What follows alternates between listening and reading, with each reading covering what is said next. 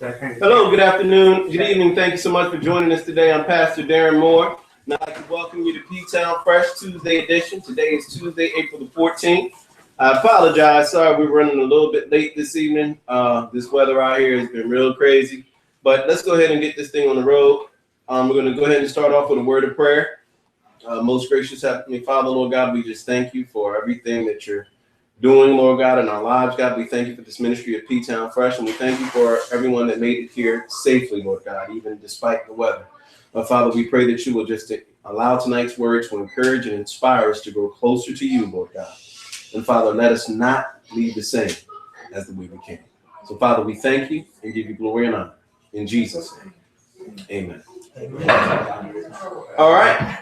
So, as we are going ahead and start, and we'll make sure we just send one thing to let everybody know. All right. Let's see. And who's going to go ahead and do the summary for us? Travis. All right. Thank you, sir. Just volunteer. Yeah, I know business Travis. And Ulysses will probably help you out. Go ahead. All I remember is I can't even think of the guy's name, but he was kind of like old. He was almost like 80 or something like that, and somebody wanted him to go on a journey with him, but he turned it down, and he wanted his servant to go for him because he couldn't really see that well, he couldn't really hear that well, he couldn't really do anything. So he wanted his servant to have like a name after he was dead instead of just being like a servant, moving to place. Okay. Excellent. Good. Anybody else want to add to that?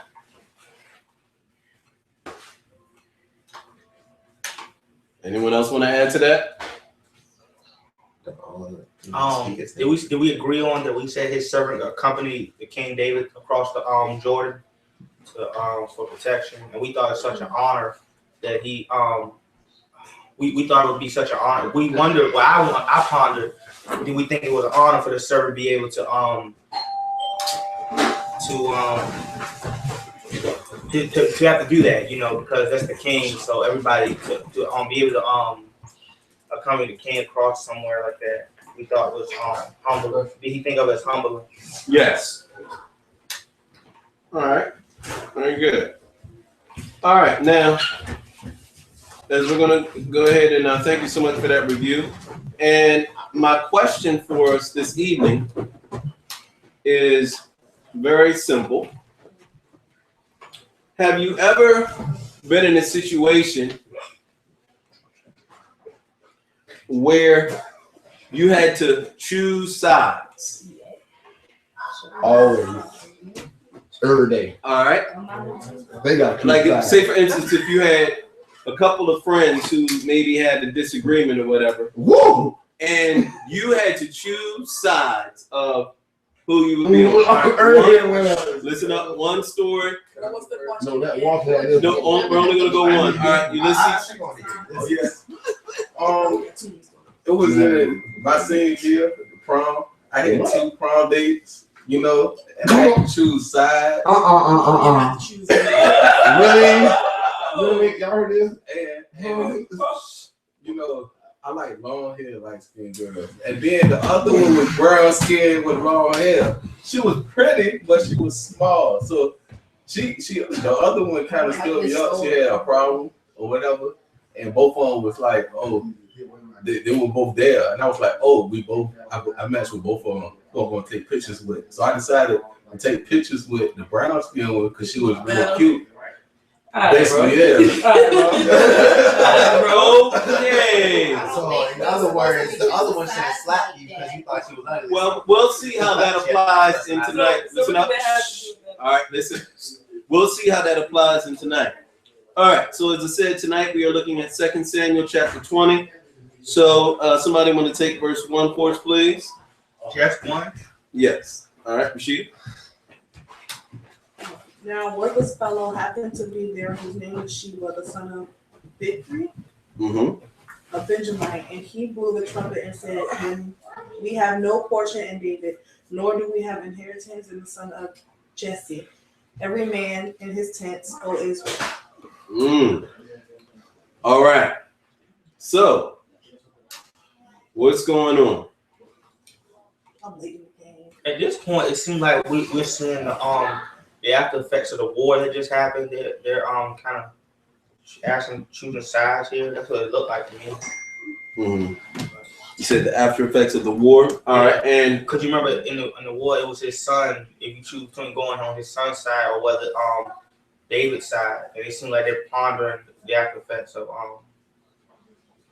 should they choose whose side you want. All right, and one thing you want to pay attention also to, just the last thing that they had. I'm just going to read from 2 Samuel chapter 19 for a moment, because we're continuing this part, and what Keith summarized concerning Barzillai was right on point.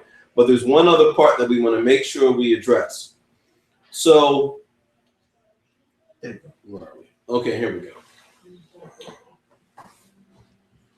When the king crossed over to Gilgal, Kiman went with him. All the troops of Judah and half the troops of Israel led David across the river. Soon all the Israelites came to the king and said to him, "Why did our relatives, the people of Judah, steal you away? Why did they bring you and your family across the Jordan River with your men?" All the people of Judah answered the Israelites, "We did this because the king is our close relative. Why are you angry about it? We have not eaten food at the king's expense or taken anything for ourselves." The Israelites answered the people of Judah, "We have 10 tribes in the kingdom, so we have more right to David than you do. But you ignore us. We were the first ones to talk about bringing our king back." But the people of Judah spoke even more unkindly than the people of Israel. So, as we're picking up in this story, there was some heated dissension between who? The people of Israel And the people of Judah. All right. And with that in mind, as we pick up in chapter 1, so, pardon me, not in chapter 1, excuse me, in verse 1 of chapter 20. So it says, "It happens that a troublemaker named Sheba, son of Bichri, from the tribe of Benjamin, was there." All right. So this brother is a rebel. And with that in mind, and what did he say?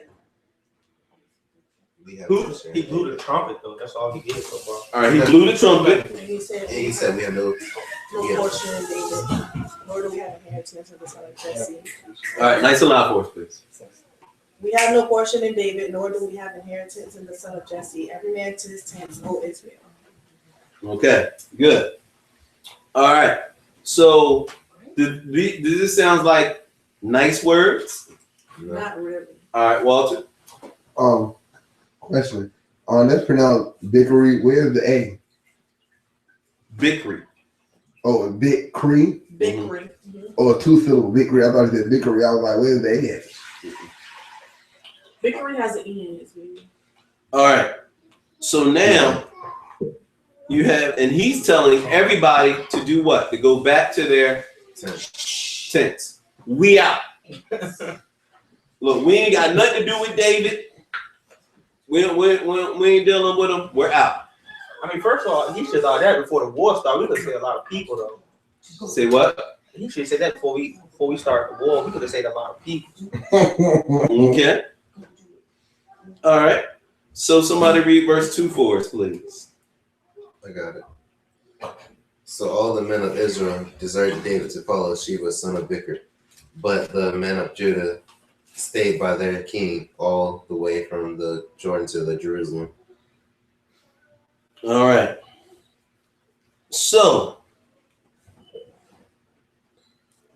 what happened here? So We just got to break off at this point. All right, hold on. What Travis were you about to say? I'm sorry. it was funky. Just like you said, you had a break off. Some people deserted them and decided to go to the other side.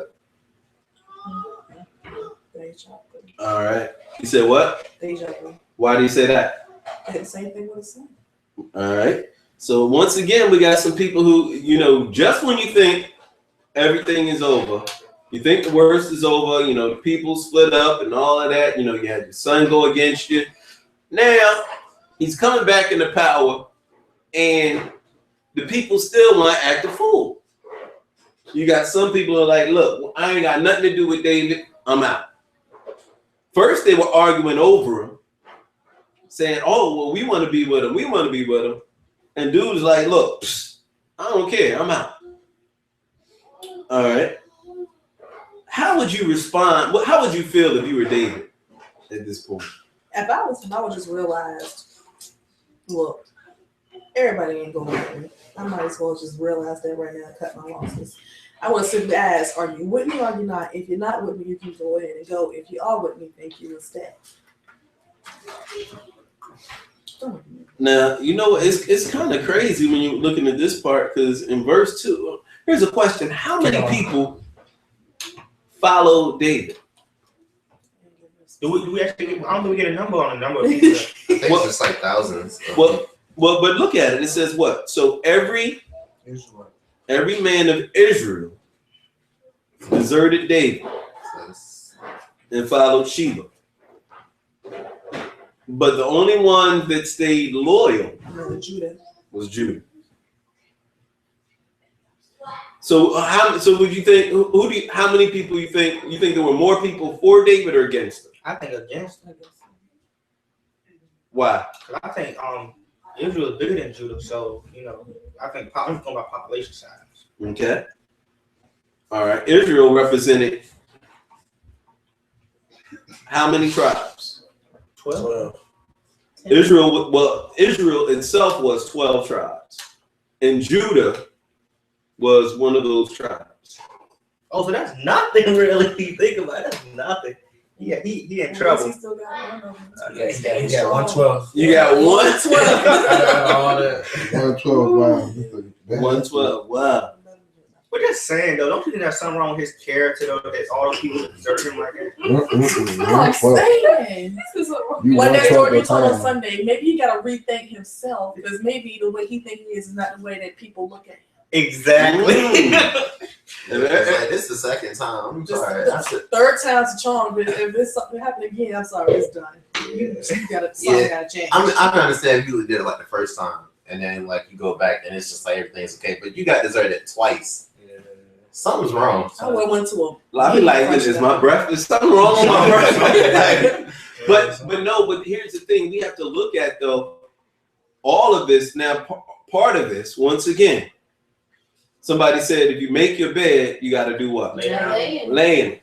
And so all of this he brought upon himself. Why?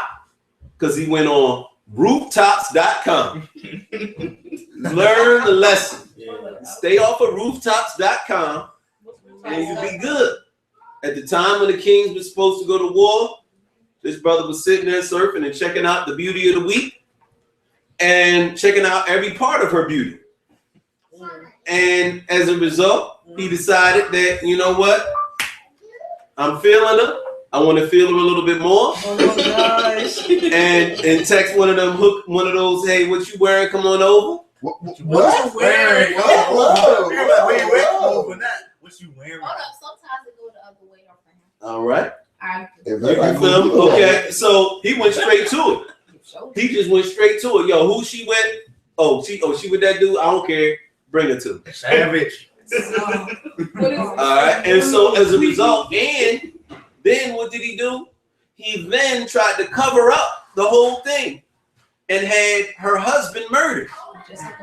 So first he tried to cover it up. And had the husband come home and sleep with her so that, everybody would think that it was his baby. But the husband was like, nope, I can't do that. All my soldiers are out there fighting. I got to be out there with them. How's that going to look if I'm here having a party, you know what I'm saying, and all my soldiers out there on the front line? All of this, so then not only did he have premeditated lustful actions, also he committed murder. And then tried to cover it up. So this brother, he brought all of this upon himself. I don't care. She could not have been that fine. Ain't nobody that fine. But this was him. This was the way that, and baby, I love you, but I couldn't go through that. I wouldn't go through that. She said Beyonce. You said what? Real life filter. You know, on Instagram with the girl who 10 times. Get out of here. Right. Everybody look better from an angle. All right. From far away. From far away. From behind. But listen up. Right. But here's Wow. the point. But here's the point. Once again, this is how he had messed up. And so as a result, and I want y'all to remember this, even though God gives us grace, that is not a license to sin. And we are not excused from sin. There will always be consequences to sin. Even if God forgives you, the fact that there's a consequence to that sin is not blotted out. And so as a result, what happened? So as a result, David was prophesied, he said, look, the same stuff, all that drama you caused, oh, you try to sleep with somebody in private and do your dirt, on the low. But now we gonna put your dirt on blast. Somebody gonna do some dirt to you and they gonna put it on blast. So that's literally what happened. So all of this he brought upon himself when all he had to do was walk before God. But I'm thankful that God had grace. All right, so and so somebody read verse 3. All right. David came back to his palace in Jerusalem. He had left 10 of his slave women there to take care of the palace. Now he put them in a locked house. He gave them food, but he did not have sexual relations with them. So they lived like widows until they died. Okay. So what's happening here? Basically, he put them in jail, basically. Not necessarily jail, He but gave him food. That ain't He threw him in the dungeon. They give him food. no. What was the cause of this? Why did he do this? Because he didn't know they were going to leave him. Well, basically, at this point, it's anything you kind of hide, so you on the run. So basically, I think at this point we see more of this. There's pleasure. Hold on, there's a key thing, Ulysses. Why did he do this to these concubines, his side chicks? Because I think Chris went outside. Oh. Go ahead. I'm sorry. Like his side chicks wanted to see and Asmos and David was really father like son. So Hey, yo. I mean, hold I don't like this. on. But the side chicks had already had David before they got Absalom, so they already knew it. Man, look, man, we talking about G. We talking about I mean, they couldn't leave. They couldn't go with All right, let it jump. Dang, I'm gonna try. I'm gonna try to put this in PG. there. Basically, what it was that's what had got him in trouble before. Him with all his concubines, taking other people's wives to be concubines, all of that. That's what's gotten him in trouble all this time. Mm-hmm. He had already been punished for it by, his son sleeping with his concubine. Mm-hmm. So now, it's one of those things where this is what's been getting me in trouble all this time. I gotta let it go. But I'm not gonna do these women wrong, and just release them out and, release them out into the world with nothing. I'm just gonna take care of all of them. I still, feed them, clothe them, give them their own little palace, let them do what they want to do. Mm-hmm. But I'm not gonna use them as a tool for sin any longer. Mm-hmm. Because that's what's caused him to lose everything he's had every time. That sounds like the old me. And plus, and I'm gonna put another part of it too. I mean, think about how he would feel even. You know what I'm saying? Going back, first he was with them. Then his son went with him. Then passed it back. I'm trying to figure out where to get all these women from. This brother had money. What you doing now? Walk outside, throw money up in the air, and then gonna come out like this. No, all you gotta do is walk outside and start flashing. You don't believe me? You don't believe me? Walk in the middle of TCC right now, take a whole $1 million, just fling it through the air like this, and just watch. All right, so listen up. So, all Okay, right, let's continue on. Somebody want to take verse 4 like bait. I got it. through 10 for us, please. 10. 4 through 10. Oh, shit. Everybody else got You got it. You got it. You got it. You got it. I mean, if you don't got it, I'll get it. I mean, I'm LeBron, though. Oh, You know, man. Go to read it. Go to read it. All right, come on. Then the king said to Amasa. Anybody else? Come on, man. Then the king said to Amasa, summon for me the man of Judah in 3 days, then present yourself here. So Amasa went to summon Judah, but he delayed beyond the deadline determined for him. So David said to Abishai, no Sheba, no Abishai. Abishai. Yeah. He won't shy. No Sheba, the son of Bigri. Biggery. Victory. Vickery. Victory. Vickery. Vickery. Victory. Even LeBron needs to say this. What's going on for us there, Absalom?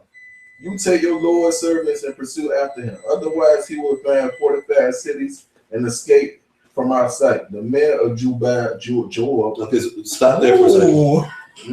All right. Yeah. So now, so break that down for us. 4 through 6 for us.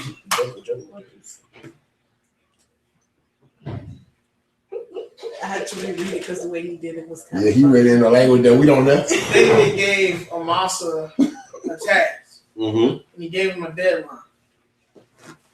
And part of the purpose of this task was to test his loyalty. Because, I mean, the task was completable. Mm-hmm. Seeing as though the task was completed within the time frame, David realized what was going on. What was the specific time frame? A couple days, right? Yeah, within 3 days, he took all the men of Judah together within 3 days. Mm-hmm. And be back yourself. Well, after 3 days, the people hadn't arrived. Mm-hmm. Neither had Amasa. So that's when he knew that Amasa was basically a spy. You know, he was disloyal. He may have been a spy for Israel. And once again, though, you see here, it looks like they're going back to war again because he said some of the men. So you must assume he's going back to war. And then he said, pursue him because he's gonna try to escape. Sheba was worse than Absalom. Mm-hmm. Yeah, David's like, look, Sheba's worse than Absalom. Absalom, you know, he at least, you know, he went after me. He was my family, but this Sheba dude is kind of crazy. So now, and then it's very important because, like what you were saying, Joe, is that here Amasa took longer than the appointed time.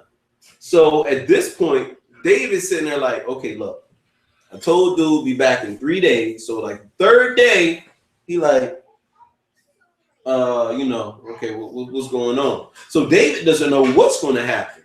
Because he doesn't even have, he told Amasa to get together the men of Judah. Those are the men that are on his side. And they weren't in but so big of a camp anyway. So it ain't like, you know, he had to go to like 2 or 3 different cities. All right. So, and then so what's going on now? So they're going after Sheba. He said, and David is saying to Abishai. So does anyone remember who Amasa is and who Abishai is? I know who I never heard of Absalom. Abishai was the head military personnel. after the whole Joel, this and that.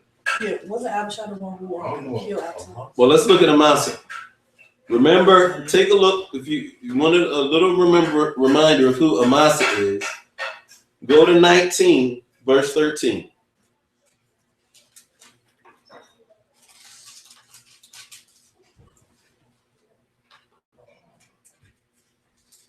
All right. Somebody read that. I still got 72 minutes so long. And say to Amasa, are you not my bone and my flesh? God do so to me and more also if you are not commander of my army from now on in place of Joab. He was the man that in place of Joab because Joab didn't follow the orders given by the king when they were chasing after Absalom. He placed Amasa as the general, as the head man in the army. But now he realized that Amasa really was a spy. So now, Abishai was already a highly ranked soldier. Mm-hmm. So now he's getting a promotion. Oh, I got Abishai. Time to go blow some stuff up. All right. So, because now Abishai is the one who's what? He's now telling him. So now are we understanding a little bit? So there's a little changing of the guard here. Because Amasa was just promoted as the general. Yeah, but he ain't listen. He ain't from the Lord, so you gotta kick him out. Perform the service. All right. So all right. So go ahead and somebody wanna take 7 through 10. The men of Joel went out after him, along with the Cherethites, the Pelethites, and all of the warriors. And they went out from Jerusalem to pursue after Sheba, the son of Bikri, whatever. When they were at the large stone, which is named Gibeon, Amasa came to meet them. Now Joel was dressed in his battle armor, and fastened on it was a belt with the sword in his shelf at the waist sheath. I knew that. I was saying if y'all did. As he went forward, it fell out. Joel said to Amasa, "Is it well with you, my brother?" And he took Amasa by the beard with his right hand to kiss him. Amasa was not on guard against the sword in the hand of Joel, and he struck him in the midsection, spilling his entrail on the ground. He died without being struck a second time. Then Joel. Stop right there. Okay. Ooh. Alright, so just to make it clear, right? Just to make it clear, back then it was that they did kiss, right? Was this like a love kiss, or was it like a cheek kiss? This is like just a greeting. Yeah. Okay. I feel like it was a kiss of death. Like no. You did that. You He said what? Kiss of death. Yeah, because like you just plunge a whole dagger into him. Like, I got a question though. He just sliced. Wait, they used to do what? Kiss, like when they greet. Even the Bible in the New Testament it says greet one another with a brothers and kids. It's still like if you go over to Italy, like you go overseas in a lot of cultures, you'll see even like the men, they hug each other and they'll kiss each other on the cheek. Right. It's not a homosexual love; it is a brotherly love. As in, we are family. Yeah, like don't want to. And it's no. But it's a common form of greeting in other cultures. Yeah. And it was even something that was done in American culture, being that America, is a mixture of so many other cultures. Until after a while, it's like, what? Two men kiss each other on the cheek. Oh, they got to be on the other side of the fence. But it was a common greeting saying, I come in peace. Just like a handshake was saying, I'm unarmed and I come not to do you harm. It was a formal greeting. Sight. Got him. No. See, that's why Amasa didn't kiss him back. He just took the blade and kissed like that. He ain't want that kid. That's why he did. He was like, all right. You can keep that yourself, bro. But see, this about a dude. Yeah. God. You think kissing tail? Joab was no joke. Like you could have at least, got him in the heart, something like that's a painful way to go. All right, but he said, what was the statement? Good. What was the statement? He said he made a statement with that. What was the statement that he said? Brother, is everything all right with you? You good, bro? No, that's what Joab said to him. Right. Yeah. Joab was like, is everything good? Are we gonna be peaceful? And why did he ask? Why did he ask that or say that? He was trying to make sure it's like, are we gonna talk or are we gonna fight? I think that's what we're fighting. Think about this for a second. Let's remember the characters. At this point, you got Joab, who was David's what? Right-hand man. Oh, he's trying to make sure that he's okay in the head, cause he just got promoted as general. So you good? What's wrong with you? Come on. Why aren't you obeying the king? Right? You just took my place. What's going on? Throw my title around ain't nothing. You just disrespecting me. You good? And then not only that, but also what was the guideline from the king? The king said, "Be back in 3 days." 3 days. So you imagine. I want you to put yourself in the king and in the king's camp for a moment.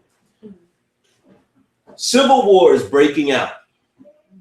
You just got finished fighting another civil war. You just got finished fighting your son. Half the people, most of the people went with your son, and you've been the outcast, but you finally took him out. Now, this other dude is like, look, we rising up against David. David's a punk. He ain't no part of us. Now, the only people who are on your side is Judah. So you tell your general, Amasa, the new general, look, it's about to go down. So in 3 days, I need you back with the troops. Get all the brothers from Judah all together, because we about to go in. Then, now, not knowing what has just happened, you know what I'm saying? Everything is just, he didn't expect this to happen. And then Amasa comes dragging his feet. He don't come back in that 3 days.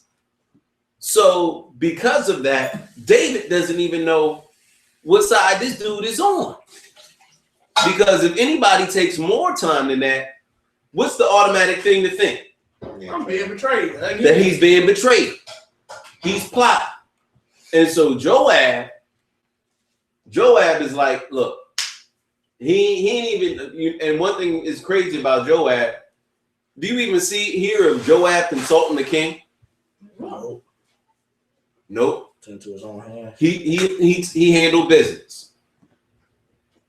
He knew why. Was there even a need to consult with the king on this one? No, the king said go out and pursue. So when the king tell you to pursue, you better. But who did he say to pursue? He said to pursue Amasa. No. He told him to pursue Sheba. Take a look. In verse 7, it says, and they went out of Jerusalem to pursue who? Sheba, the son of Bichri. So they're going after Sheba. But along the way, he came up. They run into Amasa. Oh, so where you been, bro? You listen? I mean, like, as far as Joel, Amasa should have. I think Amasa seen that coming though, because you've been training too. You'll know to guard yourself in certain situations, especially if you had a deadline. You already know what time it is and stuff like that. Yeah. And Joel killed your king's son. What makes you think he won't kill you? I mean, but see, that's the fact that his sword fell out while he was running. He was too dumb to bend down and pick it back up. What? Read it. It said the sword while he was running, the sword fell. Wait, the sword fell out of his sheath. But whose sword fell? No, Joab's sword fell out of his sheath. Mm-hmm. And he didn't take the time to stop and pick it back up. That was mistake number one. If my sword fall and I'm in my armor, I'm picking that thing back up. If he was running Who didn't pick it back up? No. Joab never picked his sword back up. Joab did pick his sword up. He dropped it. He had the sword in his hand the whole time. They said it was in his belt. In the All right, watch. Listen. Joab was dressed in battle armor, and on it, let me switch back. Joab was dressed in battle armor. On it was a belt with a sword fastened in its sheath at his hips.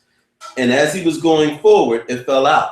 Yeah, it fell. So it fell. He's going forward. He's running forward, and it fell. And that's when he ran into Amasa. That's when he started speaking to Amasa. The sword already fell on the ground. And he didn't pick it up. Because after the sword fell, you see what he Watch. Yeah, it says Watch in his hand. That's what I'm saying. So he had how many swords? Yeah, I had two. He had two swords. He had two. So one fell. I want y'all to know, y'all gotta follow this and peep this. Y'all gotta peep game. So he know what he was doing. He put on the show for him. Exactly. Acting like he dropped the sword so that he wanted to expect him to actually. That's It's like put your gun down. Put the gun down. No one got the strap right in the back. Exactly. It's like dropping your gun. It's like this. Watch this. You going up to somebody, you put your gun down, and then as you put your gun down, you pull the other one out your boot. Boom. You know what I'm saying? That's exactly what Joab did. He had me black. Now, Joab, I'm telling you, Joab, but see, See, I'm gonna tell you. Watch this. See, some of y'all think. I'm gonna tell you. Some of y'all think that that people who follow God should be weak. But I'm gonna tell you, Joab was the epitome of everything except weakness. This brother was hardcore. I was looking at Joab got stabbed. No, Joab didn't get stabbed. He should have picked up the sword back up. He stabbed Amasa. He picked up. He had the other sword. Took this one and just But see, also I'm gonna tell you, David rolled with some people, especially if you remember reading about some of the other things, and if you've read ahead or read concerning David and his mighty men. These brothers, went hard. It was Joab, Abishai, what was the other brother that got killed earlier? Asahel? Yeah, Asahel. He even said, they were basically just elite soldiers anyway. Right, but there were even some others as well. But they were the equivalent of SEALs. Exactly, that's the way they went. All right, so go ahead and and he took him out with one blow. He didn't even need to get him again, because his guts just spilled out. That's a painful way to go, though. Because you don't die immediately when that happens. Like, you cut your guts out, I think you bleed. You don't die. All right. So somebody want to take verse the finish the next part, then Joab, and take it all the way to 13. He died without being struck a second time. Then Joab. Hold on, let me switch to you. Go ahead. He died without being struck a second time. Then Joab and Abishai, his brother, pursued after Sheba, the son of Bichri. Now one of the young men of Joab stood by him and said, "Whoever favors Joab, and whoever is for David, let him follow Joab." Now Amasa, was wailing in his own blood in the middle of the path. When the man saw that all of the people stood still, he moved Amasa from the path to the field and threw a covering over him. When he observed that everyone who passed by was stopped, 13, right? Once he removed him from the path, all of the men passed by, followed Joab in pursuit of Sheba, the son of Bichri. So, what happened? How are you gonna be a soldier and afraid to see a dead body? Yeah, they looked at Amasa just like bleeding out half to death, and they were scared to go forth. And then after he moved the body, then they decided to follow because it's like you had a choice. They wanted to leave. They were rubbernecking. Yeah, like they were scared because I'm scared I'm gonna get killed too. If anything, I'd be like, yes sir, let's go. I'm gonna follow you because I ain't got to worry about being the next one on the chopping block. And in a way, that's a good example. Those soldiers. Hold up, one person at a time. No, I didn't. Hello? One person at a time. You listen. Those same soldiers could be crossing David. And they saw what Joel did to Amasa. So that's like a good example of it shows he's dominant. Yeah. So like you trade me, the same thing is gonna happen to you. Yeah. But I'm gonna tell you, in that time, it definitely sent a message because some of the dudes, think about it. Don't you think there was some of the people who was thinking about maybe, you know what, maybe I should go with Sheba. Yeah, that's what I'm saying. That was a perfect example. It's like if you cross me, the same thing's gonna happen. Right? Hey, you know what Sheba? You end up with your guts filled out on the side of the highway. Wow. And then they had to do what? Throw the clothes, throw the garment over them. Oh yeah, they had to throw the garment over them so everybody could, stop rubbernecking.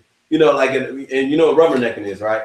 If you're in an accident, like say for instance, if you're driving on the interstate and there's an accident, then what does everybody do? Everybody's sitting there looking like this, and that's how more accidents happen. That's called rubbernecking. And so what they had to do instead, so they're like, look, you focus, you keep going and doing what you need to do. Don't worry about him unless you want to end up like him. So then that's when they covered him up. All right. Because he was becoming a distraction. That's something for y'all to think about. Because some of you got some distractions in your life. And you steady focused on it. and it's immobilizing you from moving in your purpose. But you sitting there like, when really you just need to let somebody cover it up and you keep on moving on your purpose. Some of y'all ought to get that on the way home. All right. So somebody want to take verse 14? 14 through 15? I got it. All right, Travis. All right. Sheba passed through all the tribes of Israel to Abel, Beth Makkah.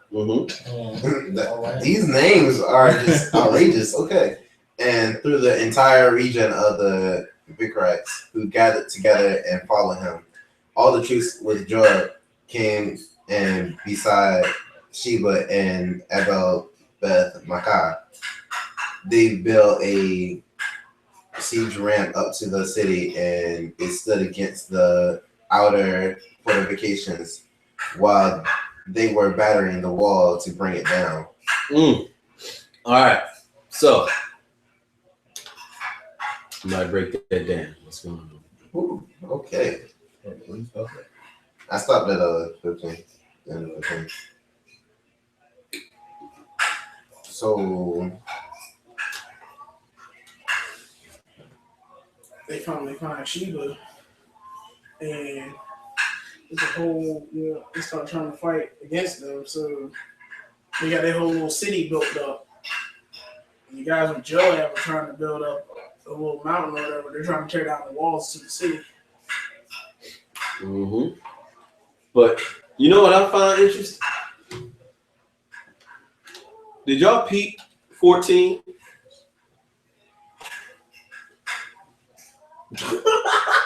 Take a look at 14. Oh, he passed through cities and he just picked up recruits just like that.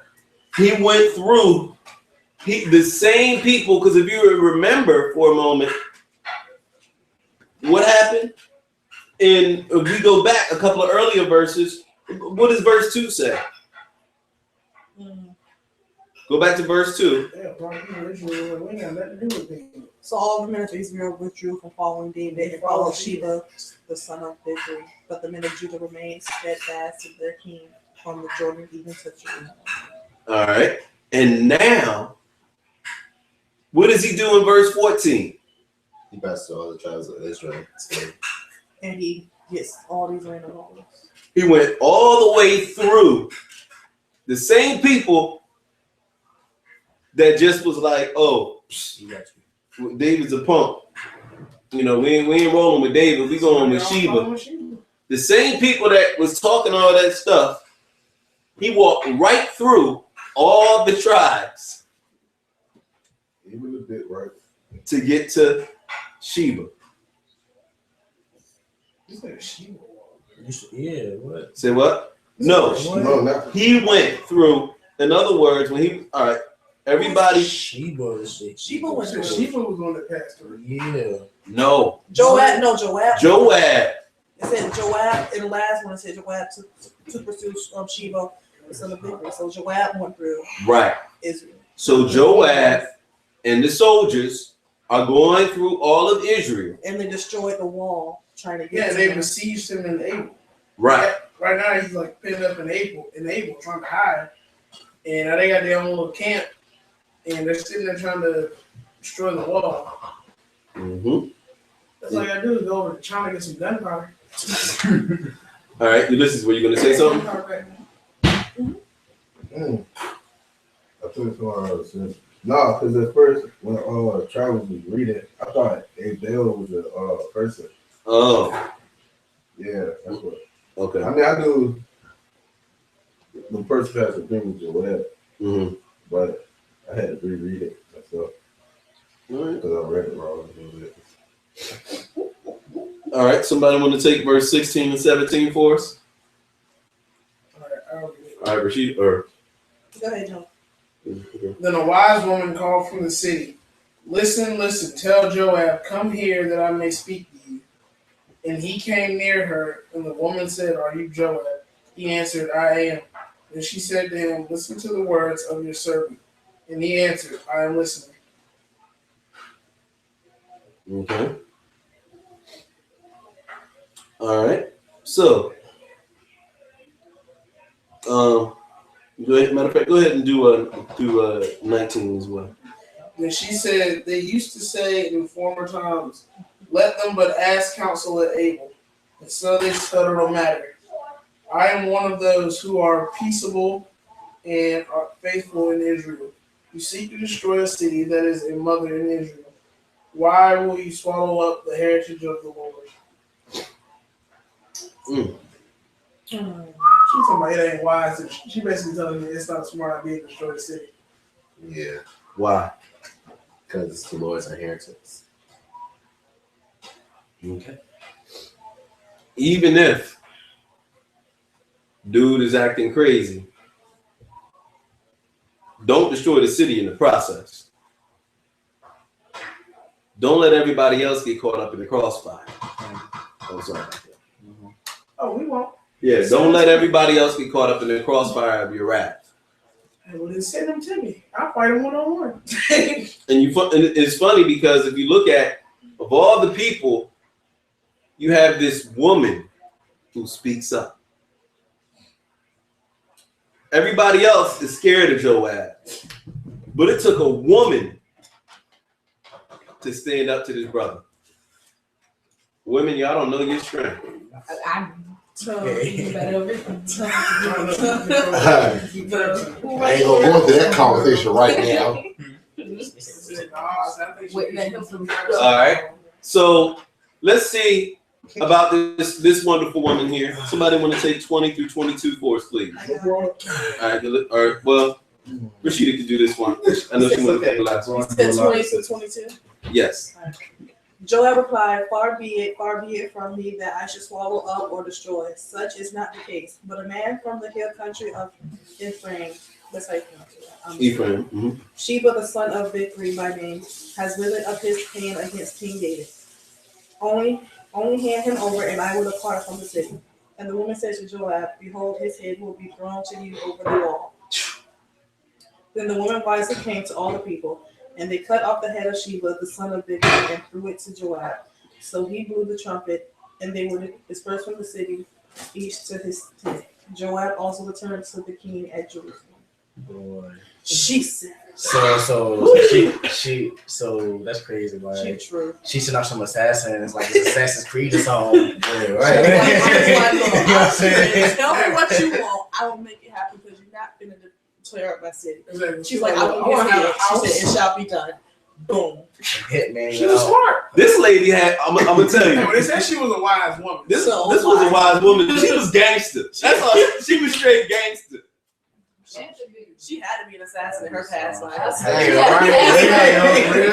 She was like, look, we got this nice city here. We don't want it blown up.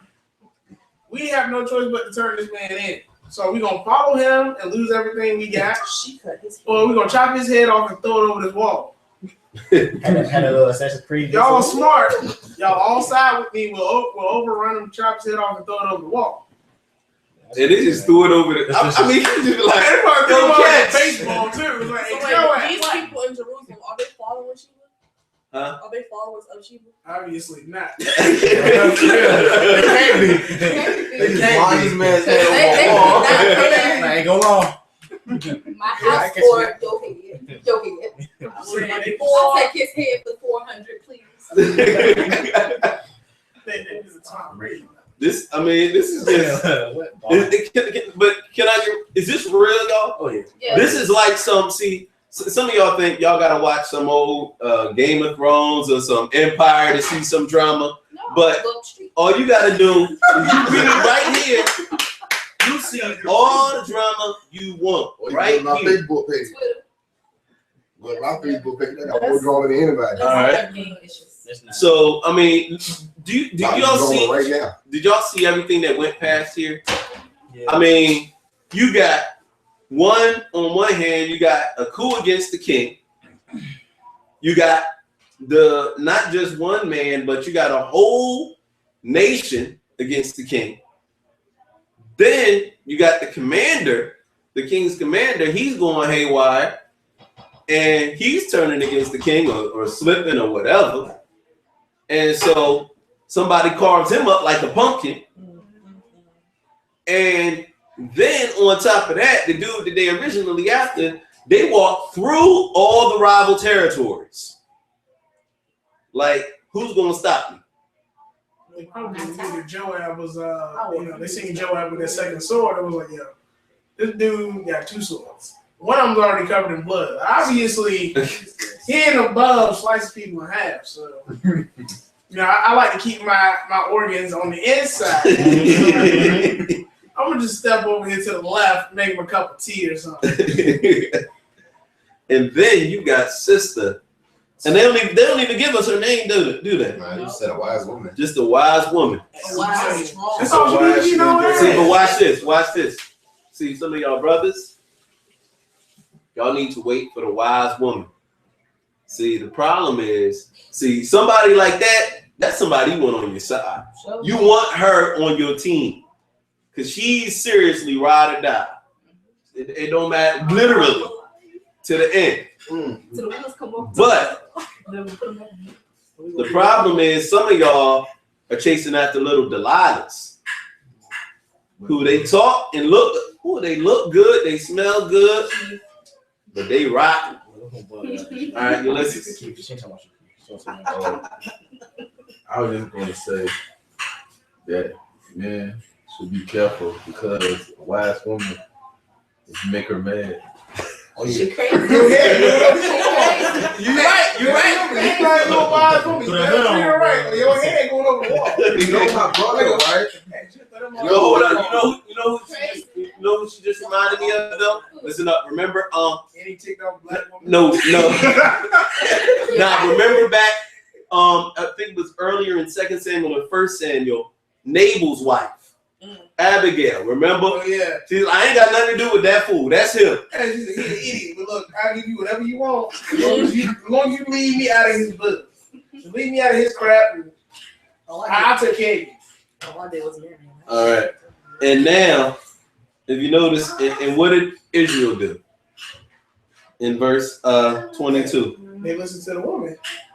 And she was like, look, it'll either be his head or everybody's head. But also, what did they do after that? They dispersed. They just left. I mean, they got the head. He blew the trumpet. They left. It was like, He blew the They trumpet. blew a trumpet and they shared each man to his tent. Wasn't that in the first verse as well? But see, I mean, that was his promise. He promised her a head. If we get his head, It's like we go home. Right. it's like the increase of a movie. It's like what happened to all the people, where they going, what's happening, the end, story's over. Yeah. Like Joel went home. Other people didn't charge these people. They working hard now. You know what I'm saying? Boy, this was a recorder right here. They recorded all this stuff, and that's how we got the story right now. The end. We done. I mean, at least he was a man of his word. But watch this. Do you notice the irony? Rashida picked up on it. Read verse 1. I got it because I read it before. Okay. Now, a worthless fellow happened to be there whose name was Sheba, the son of Bichri, a Benjamite, and he blew the trumpet and said, "We have no portion in David, nor do we have inheritance in the son of Jesse. Every man to his tent, O Israel." All right. And then you proceed to 22. And then go down to 22. It says, so he blew the trumpet and they dispersed from the city, each to his tent. Dang, all this happened about a week ago. Basically. But are y'all seeing? So now, but watch this. Who was the first one to blow the trumpet? Sheba. Sheba. But he learned his lesson about blowing trumpets and giving orders now. But now, who blew the last trumpet? Joab. See, that's another lesson right there. Don't overstep your boundaries. You don't know what you asking for. In other words, don't deal with the people you want to deal with. Well, you always put yourself out there every single time. Heated laughs. Here's the last laugh. All right. So somebody want to take verse 23 and take us on to 26. All right, Johnny. Light skin. Now Joab was over all the. Now Joab was over all the host of Israel, and Benaiah the son of Jehoiada was over the Sherefites and over the Pelethites, and Adoram was over the tribute, and Jehoshaphat the son of Ahulad was recorded. And Sheba was scribe, and Zodok and Abiathar were the priests, and Ner also the Jerite was a chief ruler about David. All right. So everybody got promotions. Everybody Not a monster. You get it hard. He got his Hey, special poor treatment. monster, he's still laying on the side of the road. Emotions already got He's a this fun man. one. Covered in blood. Emotions Hey, already he's got laying in the road, he's eaten by animals. Just like Absalom. I don't understand what happened to that man. it. He do that one sometimes. Gotta pick Here's one a question: Whose side are you on? The woman's side. Who you represent?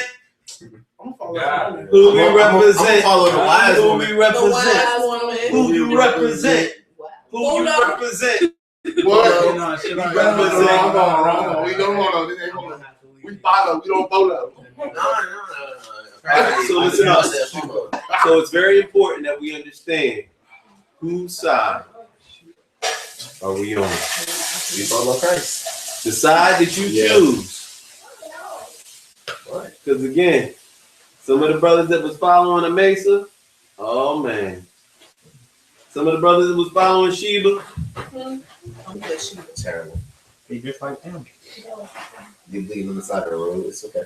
now here's a question.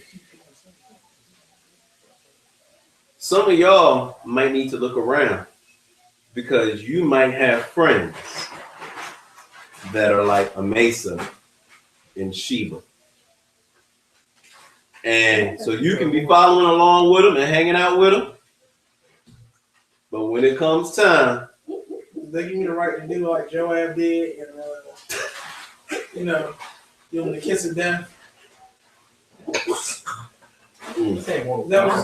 do I have the right to, just kind of do let me- keep her alive. hey, oh, we're friends. Just, No. Let me find the wise woman to take care of me. all right. So what are your thoughts after reading this chapter? So listen. The Israelites, they like the Cavaliers. Oh, Lord, man. What kind of- no one care about LeBron. Listen. All right, quiet. Just go ahead. It's called, you know how they burn down, like they put LeBron down and stuff like that. But then they see him as a king, like they wishy-washy. LeBron. The Migos, LeBron James. Quiet. Yeah. wishy-washy. And then, like, stick to your role and your position. Because if you don't, somebody else will take it and show you how it's really done. Like Joel or Martha. And last week back in the day, created Assassin's Creed. All right. Someone else. What do y'all learn after this? What do you Big size careful. say? What? Big size careful. All right. Where do you see the character of God in here? Where do we see the character of God in this story? What do we learn about God in this story?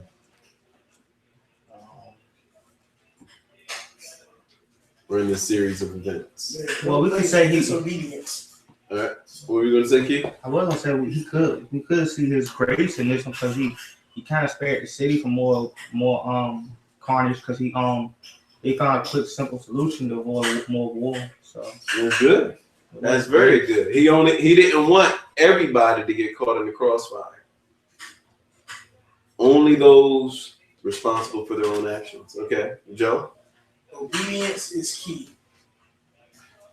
Okay. You notice everybody who, Sheba was disobedient, turned against God's appointed leader. Amasa was disobedient to God's appointed leader. And one ended up on the side of the road with his guts hanging out. And the other one got his head sounds like a football on the wall.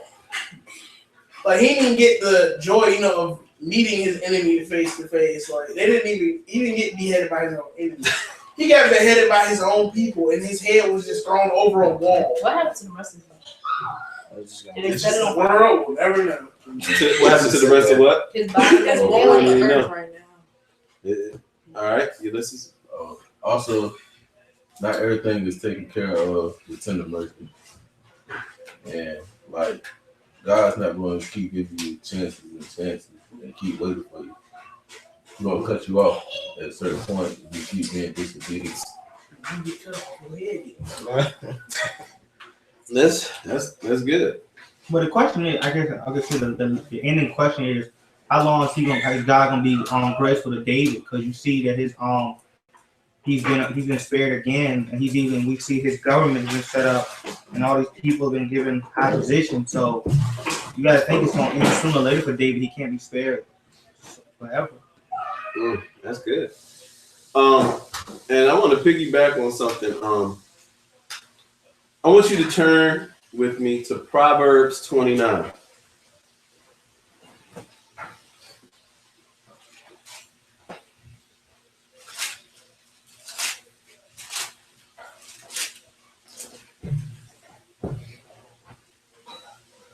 Somebody read verse 1.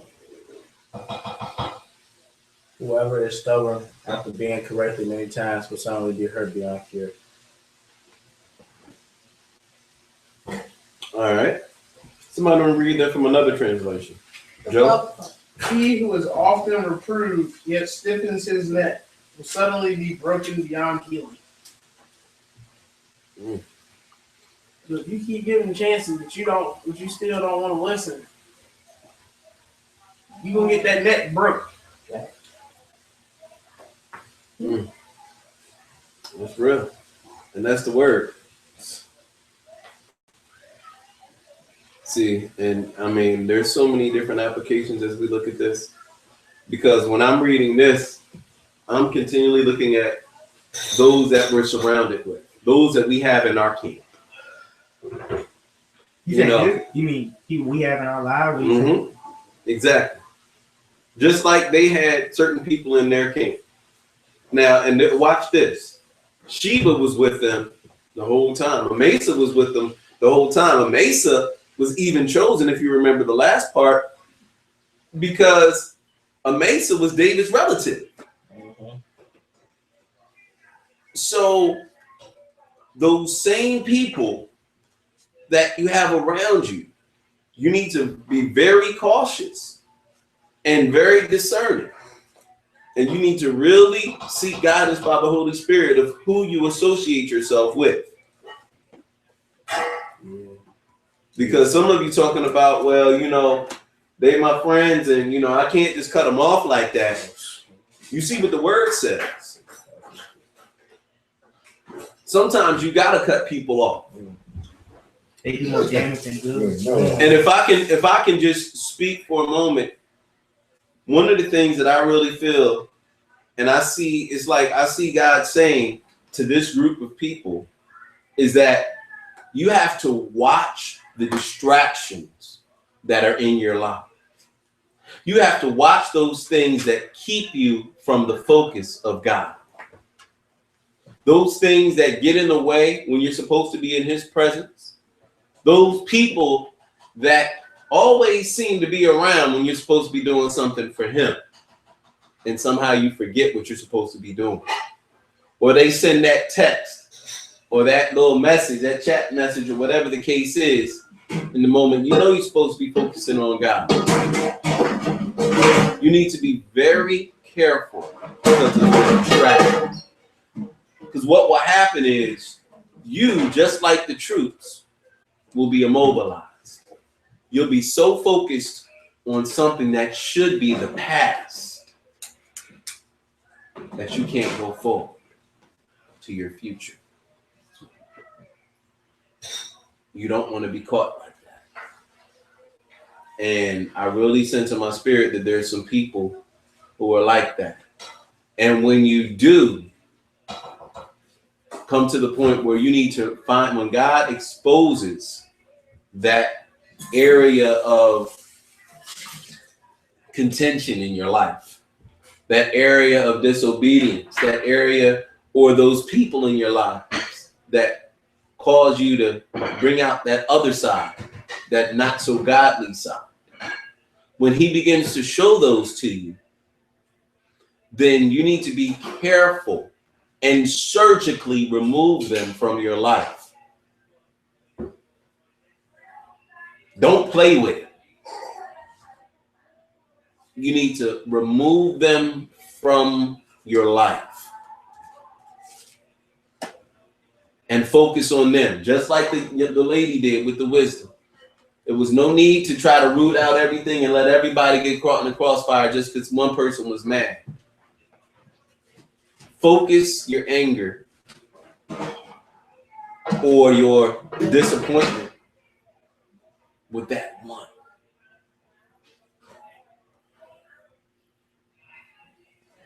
Amen. Amen. So, can you add in a comment though on the lady thing? Like, I felt like the people of the town, they knew what he was hiding out anyway. You know, I think she just more explained out what the cause and the damage he could do if we didn't say where he was hiding out. So I just kind of feel like she was more of a spokesman. mm-hmm. She was a voice of reason. Yeah, that's a good way. Good voice of reason. Because otherwise, he would have just came in and wrecked shop. He was battering down the whole wall. And she's like, look, you don't even got to destroy the wall. Just let me know. But see, that's the way God is. Sometimes we don't even know who's on our side.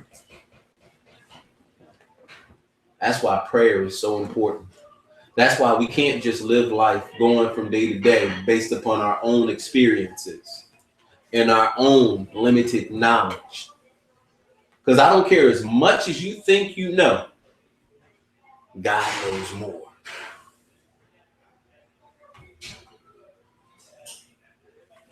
See, Joab could have been sitting there hitting his head against the wall the whole time, trying to make that thing come down. And watch this. If he would have never taken time to listen to her, because he could have thought, look, this person is beneath me. I am the man. Who does she think she is talking to me? He could have easily said, you dismissed. But instead, he listened. You never know where guidance or direction is going to come from God. And you have to be attentive. Because had he continued on and not heeded her advice, there's no telling what could have happened. But because he did, look how easy the battle was. The battle was so easy, he didn't even have to fight. What battles are you fighting that you have no business fighting? Where you just need to let God do his thing. With that in mind, let's go ahead and pray. Father, we just thank you for this lesson today. I think this is a wonderful, appropriate stopping point, God.